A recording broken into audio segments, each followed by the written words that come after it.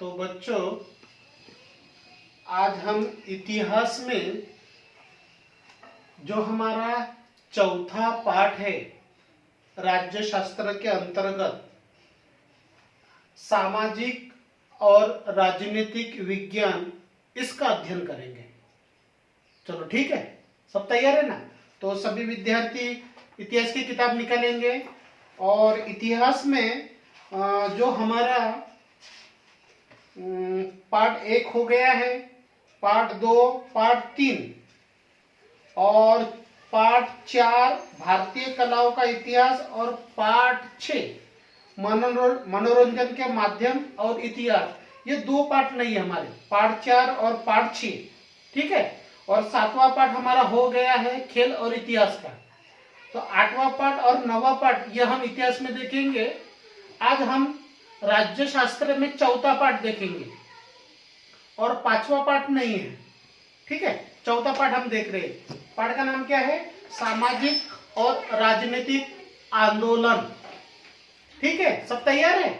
चलो ठीक है। आवश्यक बातों को नोट करना और किताब तुम्हारे साथ में होना चाहिए। चलो ठीक है। सामाजिक और राजनीतिक आंदोलन, यह है हमारा राज्यशास्त्र का चौथा पाठ। तो हम कुछ पॉइंट है, इसके कुछ पॉइंट देखेंगे। 4.1 यह हमारा पहला पॉइंट है, आंदोलन, ठीक है।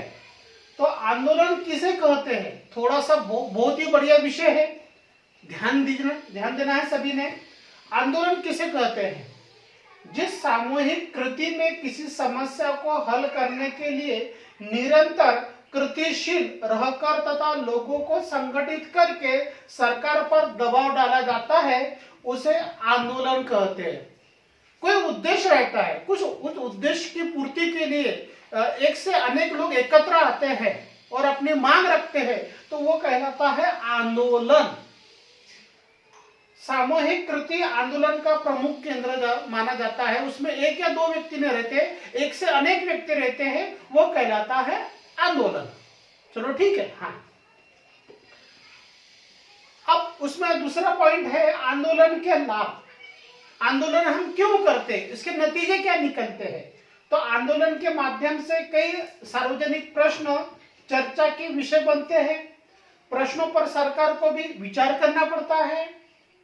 नंबर 2, आंदोलन के नेताओं और कार्यकर्ताओं द्वारा दी गई जानकारी सरकार के नीतियां बनाने के उपयोग में आती है। अपनी समस्या सरकार तक पहुंचाते हैं और सरकार उस पर क्या करती है? अमल करती है। 3, सरकार की नीतियों का विरोध करने के लिए भी नागरिकों को विरोध का अधिकार है। सरकार ने अगर जन कल्याण का काम नहीं किया है और जनता को लगता है कि ये ठीक नहीं है, तो आंदोलन के माध्यम से सरकार पर दबाव डालना चाहिए। तो सरकार पर दबाव डाला जाता है, उसे राइट टू प्रोटेस्ट कहा जाता है। तीसरा पॉइंट है आंदोलन में आंदोलन की विशेषताएं और आंदोलन का स्वरूप क्या है, कितना बड़ा होता है वो। देखिए इसमें 6 पॉइंट है। आंदोलन वह सामूहिक कृति है जिसमें लोगों का सक्रिय सहभाग अपेक्षित है। अगर जनता के द्वारा सरकार पर दबाव लाना है, अपनी मांगे पूर्ण करनी है, तो बड़ी संख्या में लोग एकत्रित होते हैं, वो आंदोलन होता है। आंदोलन एक जन संगठन होता है, जनता का संगठन रहता है, किसी विशिष्ट समस्या को हल करने के लिए बनाया जाता है। आंदोलन के लिए दृढ़ नेतृत्व आवश्यक होता है, पक्का विश्वास होना चाहिए कि हमको ये काम करना है, बाद में पीछे हटना नहीं है, सरकार को झुकाना है। दृढ़ संकल्प चाहिए बच्चों। दृढ़ नेतृत्व के अभाव में आंदोलन सफल नहीं हो सकता। अगर आंदोलन विफल रहा, अगर दृढ़ संकल्प अच्छा नहीं रहा, तो आंदोलन विफल हो जाता है, कमजोर हो जाता है। आंदोलनों के कई संगठन होते हैं जो समस्याओं को निरंतर आगे बढ़ाते हैं। अनेक प्रकार की समस्या रहती है, श्रमिक की समस्या रहती है, मजदूर की समस्या रहती है, किसान की समस्या रहती है, शिक्षक की समस्या रहती है, बच्चों की समस्या रहती है, महिलाओं की समस्या रहती है, पर्यावरण की समस्या रहती है। ऐसे अनेक समस्या रहती है। उन समस्याओं को निजात के लिए, समस्या कम करने के लिए, लाभ के लिए अनेक प्रकार के आंदोलन किए जाते हैं। जब जनता आंदोलन की समस्या को अपनी समस्या महसूस करती है तब वो आंदोलन का समर्थन करती है। आंदोलन के पीछे एक व्यापक विचारधारा होती है, एक सोच रहती है कि हमको ये काम करना है और ये काम की वजह से हमें लाभ मिलना चाहिए, ऐसा आंदोलन किया जाता है। ये उद्देश्य को ध्यान में रखकर, यह की विशेषता है। देखिए कुछ चित्र मैंने यहाँ पर बता रहा हूं, ये देखो कुछ जस्टिस न्याय मांग रहे हैं, यहाँ पर भी देखिए ये है आंदोलन के चित्र। ये आंदोलन के माध्यम से सरकार पर अपनी मांगे पहुंचाती है। कौन? जनता या कोई कर्मचारी या कुछ लोग, हम बहुत सारे जानकारी यहाँ पर प्राप्त करेंगे। चलो देखेंगे आगे। भारत के प्रमुख आंदोलन, तो आंदोलन आपके समझ में आ गया होगा, ठीक है ना, समझ में आ गया। तो किताब तुम्हारे सामने रखने का, अगर कुछ पढ़ना है तो वीडियो को पॉज करके रखो और किताब में देखो। सब किताब के माध्यम से ही मैं आपको जानकारी दे रहा हूं, ठीक है। हाँ, तो भारत में अनेक प्रकार के आंदोलन हुए हैं, बहुत ही बढ़िया पाठ है, आपके समझ में आ जाएगा। मैं धीरे धीरे अच्छे से आपको समझाकर देता हूं। तो पहला आंदोलन देखेंगे, आदिवासी आंदोलन, हमारी किताब में दिया हुआ है। आदिवासी आंदोलन देखिए, अंग्रेजों के शासन में आदिवासियों के वन संपत्ति पर आजीविका चलाने के अधिकार को समाप्त करने की कोशिश की गई। जब अंग्रेजों का राज्य था हमारे भारत में, तो जो आदिवासी समुदाय के लोग हैं, जो जंगल में रहते हैं या जंगल के पास रहते हैं, तो उनका जीवन निर्वाह, उनका जीवन व्यापार, उनकी आजीविका किस पर रहती है?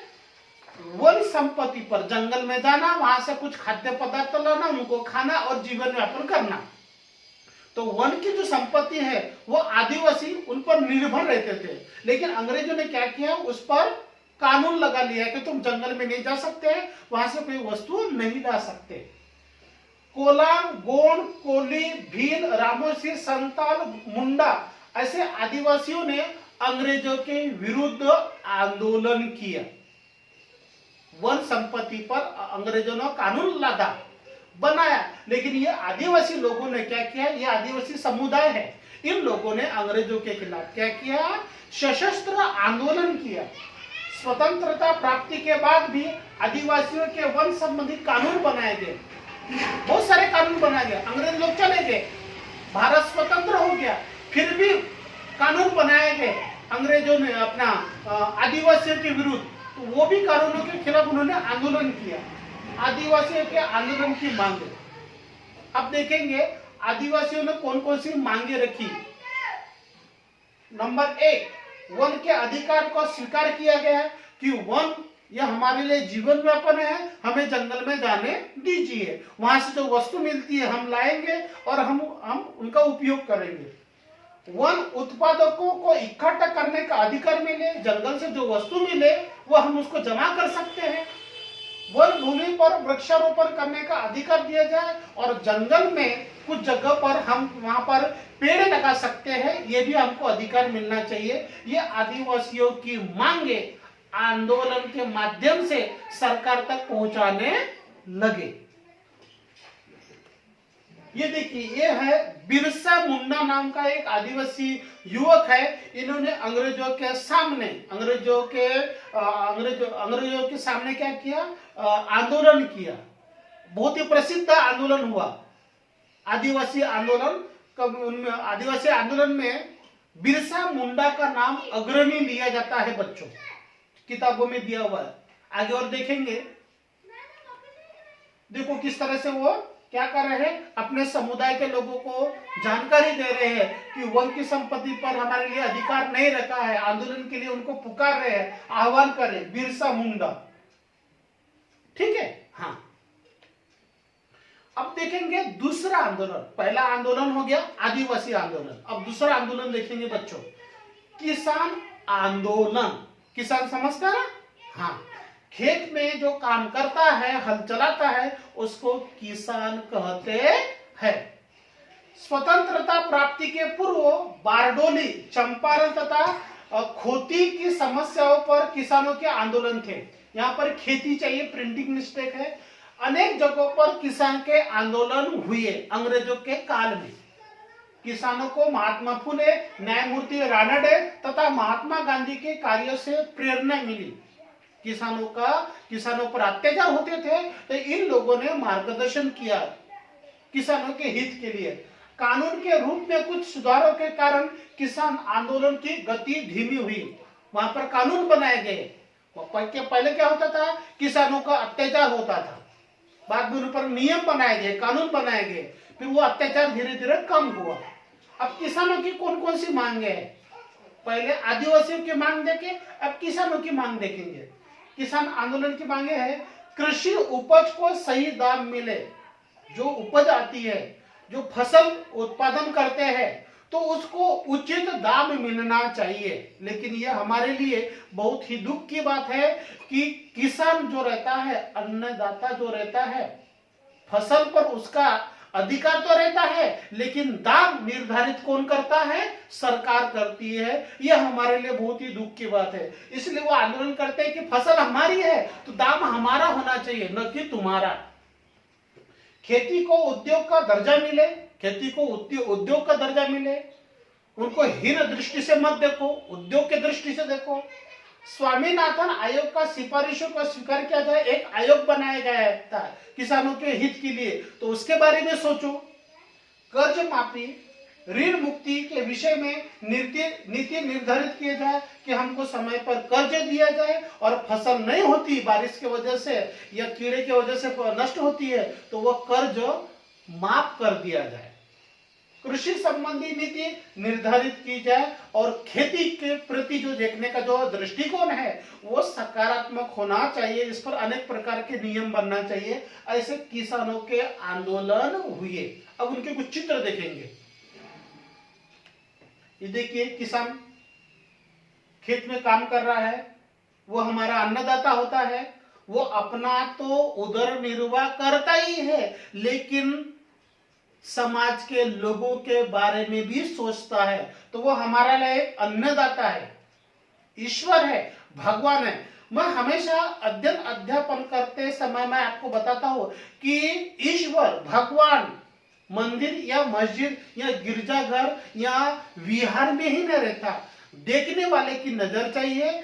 भगवान, अल्लाह, ईश्वर, परमेश्वर सर्वत्र है, मनुष्य रूप में है, किसान के रूप में है। अगर वो स्वार्थी रहता तो हमें अनाज नहीं मिला रहता। अगर वो स्वार्थी रहता तो हमें अनाज नहीं मिला रहता। वो अपने बारे में भी सोचता है और समाज के बारे में भी सोचता है, इसलिए वो अन्नदाता है। कौन? किसान। चलो ठीक है, आगे देखेंगे। दो आंदोलन हो गए। अब उसमें और किसान आंदोलन के बारे में एक नियम बताया गया है, चकबंदी अधिनियम। किताब में है चकबंदी अधिनियम। देखो, भूमि कानून के बारे में दिया है। पहले क्या होता था, जमींदारों के पास में बड़ी संख्या में जमीन रहती थी, और उनके घर में जो मजदूर लोग हैं, किसान लोग हैं, वो क्या है, काम करते थे, लेकिन जमीन पर उनका अधिकार नहीं रहता था, जमींदार का अधिकार रहता था। तो सरकार ने कानून बनाया कि जो खेती करेगा वो मालक होगा। जमींदार जरूरी नहीं है, जमींदारों से जमीन हड़प ली गई है और किसानों को दी है। किसान काम करने लगा और खेती की पैदावार करने लगा। तो वो कानून के बारे में जानकारी दिया है। काश्तकार यानी किसान जो काम करेगा खेत में, जमीन उसकी है, तो उसके बारे में यह अधिनियम है, कानून है। आप किताब में पढ़ सकते हैं। चलो ठीक है, हम आगे देखेंगे। स्वामीनाथन आयोग, किसानों के हित के बारे में यह आयोग है। यहां पर कुछ क्या है, हरित क्रांति के जनक, खेती में हरित क्रांति के जनक डॉक्टर एन.एस. स्वामीनाथन की नियुक्ति हुई और उन्होंने खेती के बारे में अपने विचार रखे। बहुत ही विशेषज्ञ व्यक्ति थे, विद्वान व्यक्ति थे, खेती के जानकार थे कि किस तरह से किसानों की समस्या हल की जाए। उन्होंने अपने विचार रखे और ये विचार उन्होंने यहाँ पर रखे। यहाँ पर देखिए, उनकी सिफारिश है। किसान के हित के बारे में उन्होंने कहा है। आयोग में एक कमेटी बनी, एक रिपोर्ट तैयार की गई है कि किसानों के हित के बारे में उन्होंने काम किया है कि अगर उचित नीति नियम अगर हम बनाएंगे तो किसानों की समस्या हल हो सकती है। इसलिए किसानों ने आंदोलन किया कि ये स्वामीनाथन आयोग की जो रिपोर्ट है, जो अहवाल है, जो प्रतिवेदन है, वो जनता ने, जो सरकार ने क्या करना चाहिए, उसको अमल में लाना चाहिए, हमारी समस्या को दूर करना चाहिए। यह है स्वामीनाथन आयोग, आप किताब में भी पढ़ सकते हैं। ठीक है। हाँ, अब तीसरा जो आंदोलन है बच्चों, वो है श्रमिक आंदोलन। श्रमिक यानी श्रम करने वाला। देखिए, अनेक देशों में श्रम करने वाले लोगों को सम्मान के दृष्टि से देखा जाता है। अगर भविष्य में कोई भी काम करने को मिले आपको, तो काम करने से डरना नहीं, काम करते रहने का, श्रम करते रहने का, सफलता मिलती है, उसका फल मिलते रहता है, वो मेवा मिलते रहता है, इसलिए श्रम करते रहने का। तो श्रमिक आंदोलन जो काम करता है, मजदूर वर्ग है, जो कड़ी से धूप में काम करता है, उन्होंने भी अपनी समस्याओं के लिए आंदोलन किया। मिल मालिकों के सामने, सरकार के सामने, उनके सामने उन्होंने आंदोलन किया। तो उनकी कौन कौन सी समस्या थी? देखिए, भारत में कपड़ा मिले थी, कपड़ा मिले, गुजरात में, भारत में, बिहार में, अनेक जगहों पर कपड़ा मिले थी। रेल की कंपनियां थी, वहां पर जो उद्योग थे, वहां पर काम करने वाले जो लोग थे, वो थे श्रमिक थे। उन्होंने अपना क्या है, 10-10 घंटे, 12-12 घंटे वो काम करते थे लगातार, और उनको उचित मुआवजा नहीं मिलता था, दाम नहीं मिलता था, इसलिए उन्होंने अपने अधिकारों के लिए आंदोलन किया। 1899 ईस्वी में रेल श्रमिकों ने बड़ी हड़ताल की अपने मांगों के लिए। All India trade union Congress की स्थापना हुई।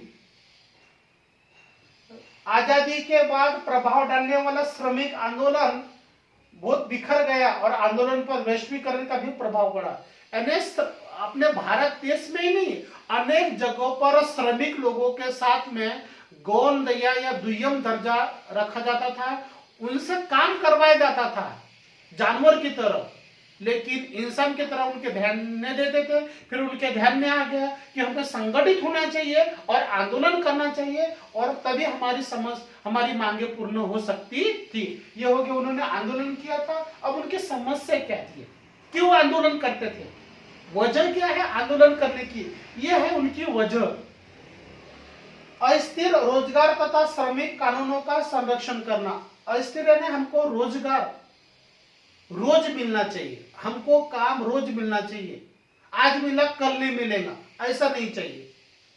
और इसके लिए कानून बना जाए, उसके लिए नियम बना जाए। हम काम करना चाहते हैं, लेकिन हम भी एक इंसान है, हमारा भी एक शरीर है, थक जाता है कभी कभी, तो हमें सुरक्षा जरूरी है, हमारे लिए कानून बनना चाहिए, पहले मुद्दे में। दूसरा है ठेकेदारी मजदूर पद्धति तथा वित्तीय असुरक्षा।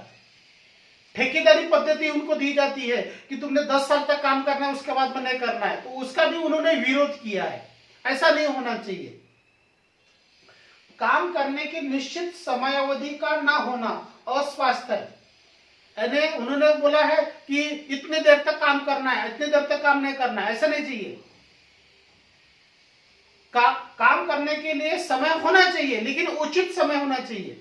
पहले 12-12 घंटे काम करते थे। मैं यहाँ पर एक व्यक्ति का नाम लेना चाहूंगा, डॉक्टर बाबा साहेब आम्बेडकर ने।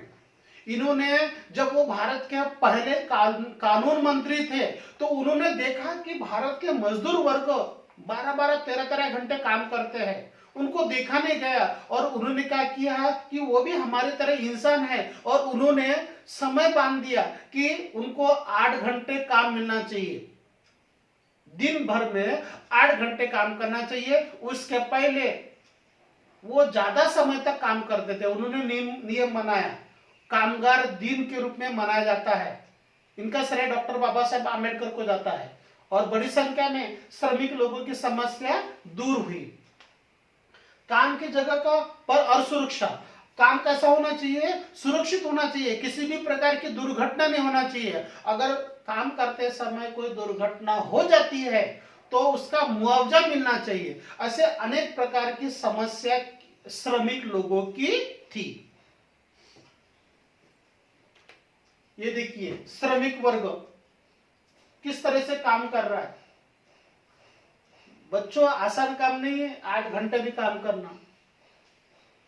मैं आपको बताना चाहता हूं, जब मैं विद्यार्थी जीवन में, जब मैं उस समय 10वीं और 12वीं में था, तो मुझे फी भरने के लिए, किताबें खरीदने के लिए पैसे का अभाव था।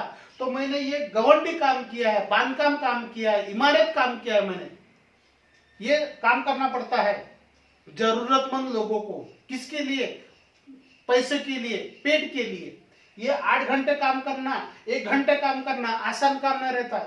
मिट्टी सिर पर लेनी पड़ती है, एक जगह से दूसरे जगह पर रखनी पड़ती है, तब जाकर रोजगार मिलता है, पैसे मिलते हैं। बहुत कठिन काम है ये, आसान काम नहीं है। अगर आपको विश्वास नहीं आता तो आप अपने घर पर काम निकलता है तो काम करके देखो कि कितना कठिन काम है श्रमिक बनना। ये एक चित्र हो गया। दूसरा चित्र देखेंगे हम। ये देखिए धान के पोते, गेहूं के पोते, शक्कर के पोते। ये मालूम है पोते कितने कितने किलो के रहते थे? 100 किलो के रहते थे। कितने किलो के? 100 किलो के रहते थे एक पोता। बाद में इनके ध्यान में आ गया कि वो इंसान है, जानवर नहीं है। इतना किलो 100 किलो का पोता उठाना आसान काम नहीं। पीठ पर एक जगह से दूसरी जगह लेके जाना पड़ता था। बाद में आंदोलन हुए। अभी अनेक दुकान पे 50 किलो का भी कट्टा नहीं मिलेगा आपको, और 100 किलो का भी कट्टा नहीं मिलेगा 30 किलो का कट्टा मिलेगा, या ज्यादा से ज्यादा 40 किलो का। तुम्हारे घर में चावल और गेहूं आता है या दाल आता है, वो 30-30 किलो के कट्टे रहते हैं, ताकि इंसान उसको उठा सके, श्रमिक वर्ग उठा सके और तुम्हारे घर तक पहुंचा सके। आगे समझ में? हाँ, देखिए मजदूर वर्ग, देखिए महिला वर्ग किस तरह से काम कर रहे हैं। ये सब श्रमिक वर्ग है। ऐसा काम करना आसान काम नहीं है, दुनिया का सबसे कठिन काम है बच्चों, कभी भूलना नहीं इस बात को। ये हो गया श्रमिक आंदोलन।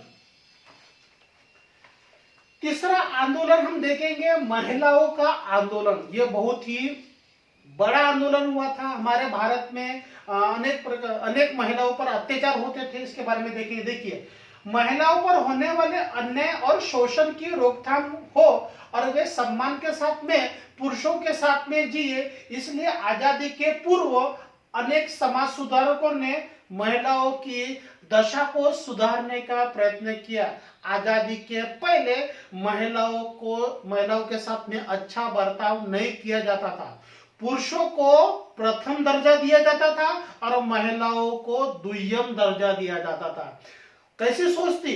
पुरुष प्रधान संस्कृति में सोच कैसी थी कि पुरुष ही सब कुछ है, महिलाएं नहीं। महिलाएं सिर्फ घर का काम कर सकती है, बर्तन धो सकती है, खाना पका सकती है, घर का साफ सफाई कर सकती है, बस इतना ही काम था। लेकिन सोच बदली कि अगर अवसर दिया जाए तो वह भी पुरुषों के बराबर काम कर सकती है, कंधों से कंधे मिलाकर। तो कुछ महिलाओं की दशा को सुधारने के लिए कुछ समाज सुधारक सामने देखिए। सबसे पहले राजा राम मोहन राय बंगाल में एक समाज सुधारक हुआ। महात्मा फुले महाराष्ट्र के नेता, ईश्वर चंद्र विद्यासागर बंगाल के प्रमुख नेता, महर्षि कर्वे महाराष्ट्र के, सावित्रीबाई फुले महाराष्ट्र के, पंडिता रमाबाई महाराष्ट्र के, रमाबाई रानडे आदि लोगों ने महिलाओं की दशा को सुधारने के लिए आवाज उठाई। समाज सुधारकों के कार्यों के कारण सती प्रथा पर प्रतिबंध। सती प्रथा देखिए, महिला पर बहुत बड़ा अत्याचार होता था। अगर कोई पुरुष मर जाता था तो पुरुषों के साथ में महिला को, पत्नी को सती होना पड़ता था, जल जाना पड़ता था। यह भी क्या है? प्रथा थी। विधवा का पुनर्विवाह। विधवा एक बार शादी हो जाती थी और उसका पति मर जाता था तो दोबारा शादी नहीं कर सकती थी। पुरुष कर सकता था परंतु महिला नहीं कर सकती। उनका फिर से पुनर्विवाह होना चाहिए, ऐसा इन लोगों ने आवाज उठाई। ये एक प्रकार का अत्याचार था। पुरुष कर सकता था, महिला नहीं कर सकती थी। उसको भी फिर से जीवन जीने का अधिकार है। अगर मान लो कोई महिला का पति बीमारी की वजह से मर गया, तो आज जन्म तक वो विधवा बन के रह नहीं सकती है। उसको फिर से अपना जीवन व्यापन करने का अधिकार मिला। इसके लिए उन्होंने आंदोलन किए, तब जाकर मिला। स्त्री शिक्षा, बाल विवाह का विरोध आदि महत्वपूर्ण सुधार थे। आपको मालूम है 12 या 13 साल के उम्र में लड़कियों की शादी हो जाती थी, जबकि उनको शादी का अर्थ मालूम नहीं रहता था। एजुकेशन उनको दिया नहीं जाता था। महात्मा ज्योतिबा फुले, सावित्रीबाई फुले, ये ऐसे मनुष्य के रूप में देवता थे बच्चों। इन्होंने अपने बच्चों की तरफ ध्यान, अपने बच्चों की तरह दूसरे के बच्चों को ध्यान दिया। समाज में इन्होंने अपना संपूर्ण जीवन त्याग दिया, लोगों के बच्चों को सुधारने के लिए, लोगों का जीवन स्तर सुधारने के लिए महात्मा ज्योतिबा फुले और सावित्रीबाई फुले ने इन्होंने बहुत बढ़िया काम किया। महिलाओं के लिए, लड़कियों के लिए स्कूल खोले और बड़ी संख्या में तब से लेकर अब तक बच्चे विद्यालय में जाने लगे। अगर इन लोगों ने क्रांति नहीं की रहती शिक्षा में, तो आज जैसे हम परिस्थिति देखते हैं, क्लास में हम बैठते, एक तरफ लड़के बैठते, दूसरी तरफ लड़कियां बैठती है, कोई एजुकेशन नहीं रहता। पुरुषों को ही, लड़कों को ही पढ़ने का अधिकार था, लड़कियों को नहीं। लेकिन इन्होंने आंदोलन किया, इसलिए हमारा समाज आज ऐसा दिखाई देता है। कहीं हम जा सकते हैं, घूम फिर सकते हैं, क्लास में बैठ सकते हैं, बात कर सकते हैं। चौथा पॉइंट, आजादी के बाद महिलाओं को मतदान करने का अधिकार मिला। पहले महिलाओं को इंग्लैंड में भी महिलाओं को मतदान करने का अधिकार नहीं था। लेकिन क्या किया उन्होंने, महिलाओं ने आंदोलन किए। उन्होंने बोला कि पुरुषों के साथ हम भी समाज का एक अंग है, हमको भी अधिकार मिलना चाहिए, और उनको भी मतदान करने का अधिकार मिला। हमारे भारत में भी अधिकार मिला, लेकिन क्या करना पड़ा, आंदोलन करना पड़ा। अपनी समस्या उनके सामने रखनी पड़ी कि हम भी समाज के घटक है, हमारे साथ में भी क्या है, भेदभाव नहीं होना चाहिए। फिर उन्होंने अपना अधिकार मांगा। महिलाओं ने भ्रष्टाचार, जाति व्यवस्था, कट्टर धार्मिकता का विरोध करने वाले आंदोलन में भाग लिया। महिलाओं ने क्या किया, जहां पर भ्रष्टाचार था वहां पर आंदोलन किया। जहां पर हमारे समाज में जाति प्रथा थी, जाति हमारे लिए कलंक है, मानव समाज के लिए जाति व्यवस्था कलंक है। मेरे को एक बात समझ में आती, पशु पक्षियों की जाति हो सकती है, शेर है, बाघ है, चिड़िया है, तोता है, इनकी जाति हो सकती है। मनुष्य की जाति कैसी हो सकती है, मनुष्य तो एक जैसे ही है। तो मनुष्य की जाति ये हमारे समाज के लिए कलंक है बच्चों। मनुष्य की जाति बिल्कुल नहीं होना चाहिए, जाति में बिल्कुल भेदभाव नहीं होना चाहिए। एक जमाने में था, आज हमारे समाज में क्या है, अदृश्य है, गायब है, तकरीबन गायब है। धार्मिकता का विरोध, हिंदू, मुस्लिम, सिख, ईसाई, जैन, पारसी, बौद्ध, जैन, ये सब अलग अलग प्रकार के धर्म इंसानों ने अपने स्वार्थ के लिए बनाया है, और आपस में वो लड़ने लगे, झगड़ने लगे। इनके खिलाफ महिलाओं ने आवाज उठाया। इतने प्रकार के आंदोलन महिलाओं ने भी किए। ये सब जो आंदोलन थे महिलाओं के लिए थे। उन्होंने अपने अन्याय नहीं होना चाहिए उसके लिए आंदोलन किए। उनका स्वास्थ्य है, शिक्षा है, सामाजिक सुरक्षा है, प्रतिष्ठा है, आत्मनिर्भरता है। अनेक प्रकार के आंदोलन को महिलाओं ने चुनौती दी है, क्योंकि हमारा जो समाज था वो पुरुष प्रधान समाज था। और इन्होंने कहा कि हम भी समाज के घटक है, हम परिवार में हमारा भी योगदान है, तो हमारे साथ में भी उचित योगदान मिलना चाहिए। हमारी भी समस्या है, और इसके लिए उन्होंने आंदोलन किए। बहुत बढ़िया पाठ है बच्चों ये। सावित्रीबाई फुले, शायद ही कोई बच्चा होगा जो भारत में क्या अनेक जगहों पर इनको पहचानता नहीं होगा। सावित्रीबाई फुले ने समाज के लिए इन्होंने अपना जीवन व्यापन किया, और अंत में लोगों की सेवा करते करते इनका निधन हुआ। पुणे में जब प्लेग हुआ था बच्चों, तो लोगों की सेवा करते करते इनका निधन हुआ। अगर ये व्यक्ति नहीं रहते तो आज हमारे क्लास में जो लड़कियां रहती है, आज हमारे जो माँ बहन है, उनको पुरुषों के साथ में बैठने का, बात करने का, नौकरी करने का अधिकार नहीं मिला रहता।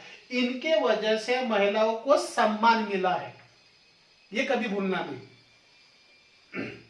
दूसरे है रमाबाई रानडे, ये भी महाराष्ट्र के प्रमुख महिला आंदोलक है। इन्होंने भी क्या किया, हमारे समाज के लिए उचित योगदान दिया है। इनका निधन हो गया है, लेकिन इनका नाम अमर है, क्योंकि इनकी कृति, इनका कार्य बोलता है। आए समझ में? तो यहां पर हमारा प्रथम वीडियो समाप्त होता है। हम थोड़े देर में दूसरे वीडियो के साथ में तैयार होंगे। चलो ठीक है।